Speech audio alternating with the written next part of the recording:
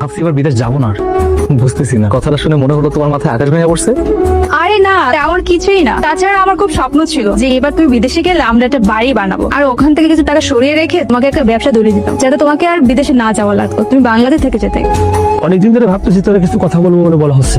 আরে আমি কি পর কেউ? তুই আমার বন্ধু, সংকোচের কি আছে বল। কি টাকা লাগবো? না, টাকা টোকা লাগবো না। তুই বিদেশ ছিলি কয় বছরে? 5 বছর। তুই যে 5 বছর বিদেশ ছিলি, আনুমানিক প্রত্যেক মাসে তুই 1 লক্ষ টাকা পাঠাইছিস, আর তোর বউ থাকা খাওয়া বাজার ঘাট দিয়ে মনে কর 40,000 টাকা খরচা আছে, তারপর তো 60,000 টাকা থাকে। এই 5 বছরে 60,000 টাকা তো অনেক টাকা। এই টাকাগুলো কই রাখছিস তুই সেটা নিস? আচ্ছা শোনো, তুমি কিন্তু যখন তখন বাসা চলে আসতে পারবে না, ও টের পেয়ে যাবে। তুমি সব কি বলছো? আমি তোমাকে ছাড়া তো একটা মুহূর্তে থাকতে পারবো না। আর একটু বুঝার চেষ্টা করো। আজকে মানিক গেছে দিছে অফিসে, আর সবকিছু ঠিকঠাক হয়ে যায় না, অত চলে যাবে, তখন তুমি আর আমি একসাথে থাকতে পারবো। এর জন্যই তো তোমাকে বলেছিলাম যে ও বিদেশ থেকে ফিরে আসার আগে তুমি ওকে তালাক দিয়ে দাও, আবার তুমি আর আমি বিয়ে করি, ব্যাস। কি বললা? বিয়ে করে ফেলবো? বিয়ে করার পর তুমি আমাকে খাওয়াবা কি? মানিকের পাঠানো সব টাকা আমি তোমাকে দিয়েছি, তুমি কি ওই টাকা দিয়ে একটা ব্যবসা করতে পারছো? পারো নাই। আরে রনি যে তুমি ব্যবসা শুরু করছিস নাকি? না, আমি তো কোনো ব্যবসা বাণিজ্য করতেছি না রে।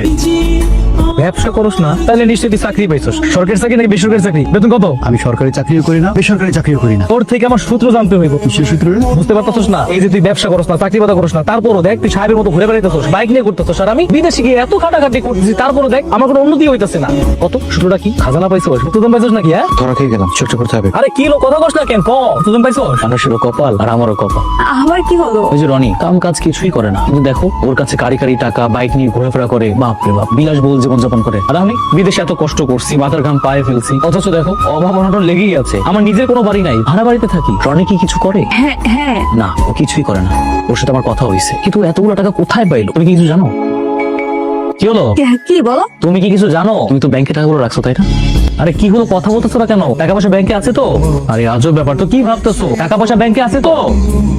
কই কিছু না তো। আমি বলতেছি টাকা পয়সা কোন ব্যাংকে রাখছো? টাকা আছে তো, সমস্যা নেই। আমার শরীরটা খারাপ লাগছে, আমি বরং খাবারটা রেডি করতেছি, তুমি আসো। হ্যাঁ।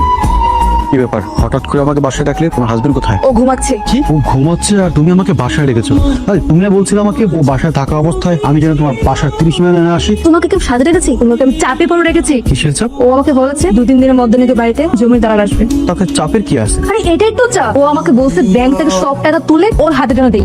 কি হলো, তুমি চুপ কেন? কিছু বলো। তুমি বরং একটা কাজ করো, আমাকে খুব শীঘ্রই কিছু টাকা ম্যানেজ করে দাও। তুমি কি পাগল হয়ে গেছো নাকি? হ্যাঁ, এতগুলো টাকা আমি কিভাবে ম্যানেজ করবো? তা আমি এখন কি করবো? শোনো, তোমাকে আমি ভালোই বলে দিচ্ছি, তুমি আমাকে খুব শীঘ্রই টাকা ম্যানেজ করে আমাকে দিয়ে যাবে। তোমাকে অনেকদিন ধরে একটা কথা বলবো ভাবছিলাম, কিন্তু বলা হয়, কিন্তু আজ বলতেই হবে আমার। হ্যাঁ বলো, কি বলতে চাচ্ছ? আমি তোমার কাছে যখনই আসবো তুমি না করবে না। মানে? ওই তুমি যে টাকার কথা বলছিলে না, ওই টাকাটা না আমি ম্যানেজ করতে পারিনি। আমি টাকাটা ম্যানেজ করতে পারবো না। টাকা দিছে তোমাকে, তুমি টাকা নষ্ট করেছো, কোথায় কি করেছো সেটা হিসাব তুমি তাকে দিবা। আমি কেন দিতে যাবো? তোমার আজাইরা এইসব খেসারত আমি দিতে পারবো না। মানে তুমি আমার সাথে এমন করতে পারো না?